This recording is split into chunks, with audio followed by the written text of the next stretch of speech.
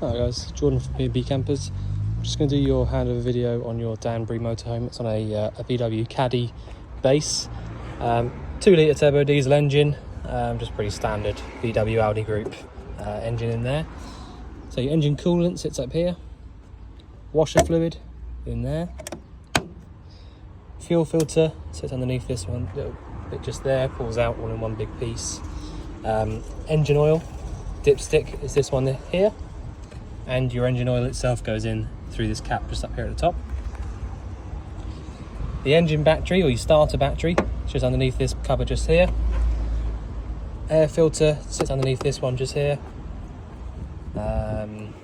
You've also got brake fluid reservoir just down there, and that may well also be, it might be brake, let me just see. Well, that's definitely a brake fluid over there, but yeah, so that's about it really, if I'm honest. Much else to show you under the bonnet. It's all pretty straightforward stuff. Obviously we've had it all sort of sorted and serviced and all that kind of thing. Inside the passenger door, there's not a huge amount to show you, apart from your sort of like paperwork for the van side of things is just there, and an electric window. Inside the sliding door here, I've got the seats in their down position. Just pulling on this little bit of rope there allows you to move this up and down. You know, so you've got the two normal fixed VW seats there that you can lay down to make into the longer bed. Fuel filler cap is this one just back here, so just push in on there to allow that to open up, and you'll need your ignition key to get that to open up, and obviously it's diesel. At the back here, you've got your freshwater tank in there, and the wastewater drain just comes out just there, like that, nice and easy. This little cupboard part opens up like that. But really, you know, that sort of thing's all pretty straightforward. It's just the appliances and things like that I'll run you through, just so that you get an idea of how to use those. So also at the back here, you've got your 240 volt charger. So it's quite an expensive one actually. It's a well, top of the range one anyway, Victron. You've got a little Bluetooth sign there, so you can actually connect up to it on your phone. But mainly you've just got, when you plug it in, it will all light up. Basically you just wanted to leave it on normal mode if you can, so just flick through and choose normal. And then basically what will happen is, you can see there it says normal and in brackets 14.4 volts. So whatever the leisure battery's at the moment, when you choose that, it will just pump it up to 14.5, and just keep it there for as long as you need it and as long as you leave this on for. If for whatever reason the leisure battery goes really flat and you can't seem to get it to do anything, you have also got, because it's a nice high spec one, this one here that says recondition, and that'll basically just like pulsate through the battery, and you know, in the aim to sort of bring it back up to scratch again, so that you can use it like normal again. So not all of them have that. Usually they've just got this sort of normal mode, but yeah, so if you do need to recondition the battery, you've got a little symbol there for it, but like I said, for the most part you want to leave it on just normal, and you'll be good to go for that. Below that you've got your 240 volt trip switches. I've done the habitation check on the vehicle now, and your sockets down here, they are wired up properly to this, so when something dodgy is plugged into it, it does trip from there. And so if it did trip, it would just see, you just see that there in a down position rather than up. If you can see red in this little hole there, it means that it's on. And if you can see green, sorry about all the noise, if you can see green, it means it's off. So you went up and showing red. The leisure battery sits inside this little locker here. So if you ever needed to get to that for any reason, just take these two screws out here, and then that should just wiggle out of that space in there. But yeah, it's a Varta battery, so again, it's all nice, good quality parts. Your little fuse panel here, so you've got a 30 at the top and the rest of them are 10s. It does tell you here what they all do. So you've got your split charge there, lights, fridge and sink.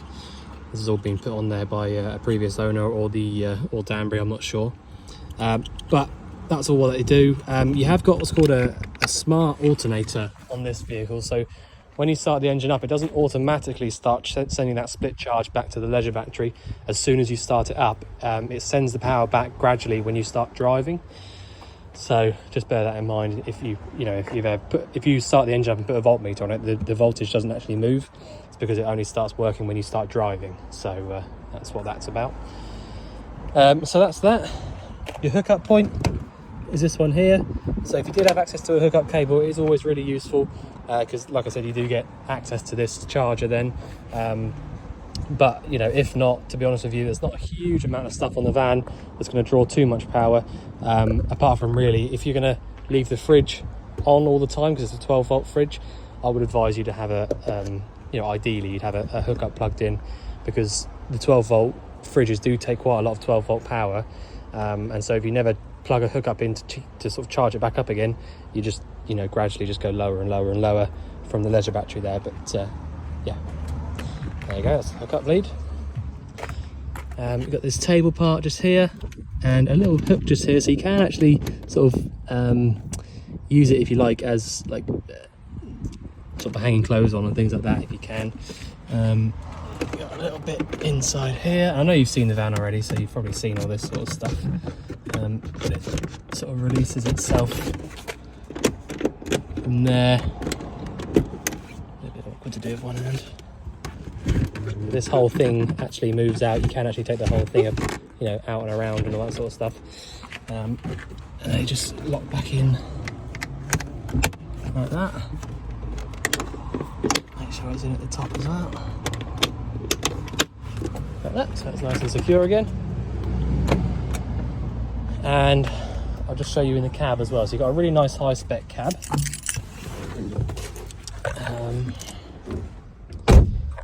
Nice low mileage, 34,000. Straight away. We have had the aircon regassed as well, just so that you know. So the aircon does blow nice and cold now. Dash cam has all been fitted as per the agreement. So DSG gearbox is nice and simple to use. There's no sort of going left or round or anything like that. Quite literally, lift the lever at the back, and that'll allow you to go down to reverse, neutral, drive, and sport. So if I just show you, because I've got my car's got the exact same gearbox. If you go down to drive, you can go over to the left and go down gears or up gears from there. If you want to do it in like a manual mode, it's quite nice because it's the DSG sort of known for being really nice, fast, crisp gear changes. So if you do want it over there in the manual mode, it is quite a nice way to drive it. But if not, just leave it in drive, or if you want a little bit extra, go down to sport. These are quite nice, powerful vans because there's not much weight in the back end. The 2 litre turbo diesel engines across the range really are nice and powerful, nice and torquey. So you're never going to get stuck in any kind of, if you're on a hill, you're never going to have any problems in this. But yeah, so it's all nice and straightforward. Like I said, you've got the aircon there, which is on at the moment, and you've got there low and high for the temperature, fan speed, where you want the air to go to, and obviously having the aircon will help you demist the screen in winter and things like that. This is all your original VW radio system, so it all syncs up nicely. But yeah, obviously go through and choose where you want the radio to be from. Other than that, it's just kind of like indicators on the left, washers and wipers on the right. This little button here will adjust how bright your dash lights are, and you've got your main lights, so you've got side lights and then main beam.